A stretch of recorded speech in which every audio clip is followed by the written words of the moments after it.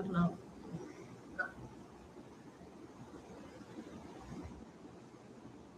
മോളല്ലേ?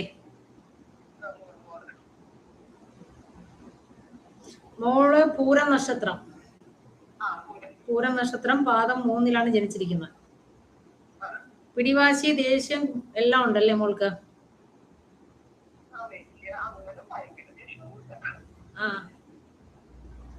മോക്കിപ്പോ 26 വയസ്സും 8 മാസവും ആയിട്ടുണ്ട്.